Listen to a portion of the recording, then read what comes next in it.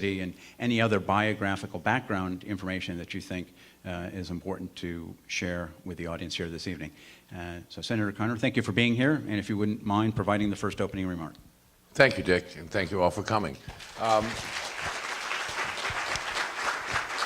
going to talk fast because, you know, I'm older than Dan, so taking 3 minutes to tell you my life story is a little tougher.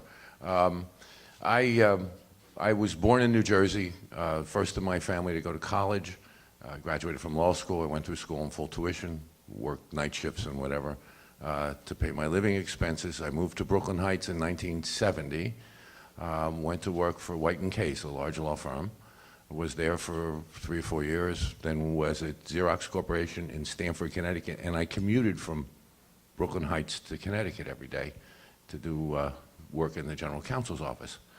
I found it rather boring and not challenging to what I wanted, not meeting the expectations of what I wanted to do. In the meantime, I had gotten involved in the community in a variety of community issues, political and not political. Certainly the anti-war movement was big then, anti-Vietnam War. Local political reform, beat the machine political campaigns, and also things like the Great Boycott, the Lettuce Boycott. I also volunteered in a number of things and got involved in ad hoc things in the community, like once upon a time, Montague Street was so pristine that we had an anti-Burger King. Remember that? Anti-Burger King effort, because we didn't want fast food stores there. How things change. In 1978, after living in the district for over 7 years, having been married the whole time, had a child, involved in the community, I ran for and was elected to the state senate, where I've served ever since. Professionally, I am a lawyer. I have a very limited law practice. In fact, when I made my tax returns available for the last 5 years, it became quite apparent to those who looked at it.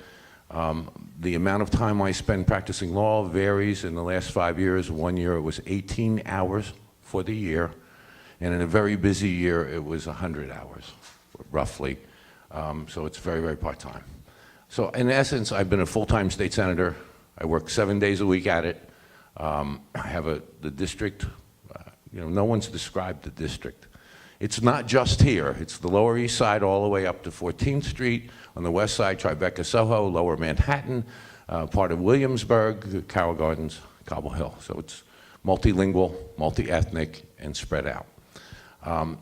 Why I'm running for re-election is I'm very, very excited because in all those years I've served in the Senate, the Democrats have been in the minority. And we've struggled against Republican domination.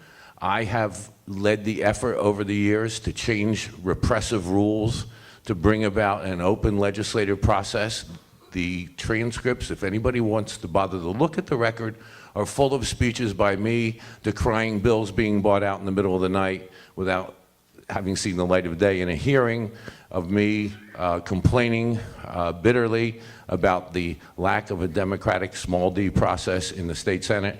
I've been in the forefront of that battle. For 8 years, I was the Democratic leader and led the charge on that. You have 30 seconds left. I'm very proud of the fact that I passed over 120 bills into law, that I was the prime sponsor of, co-sponsored many other significant bills from the bottle bill to whatever, and I stand on my record, and my record requires an examination of the facts, not just the kind of short quips and digs that happen in a political campaign, and I'm sure we'll hear more about that later.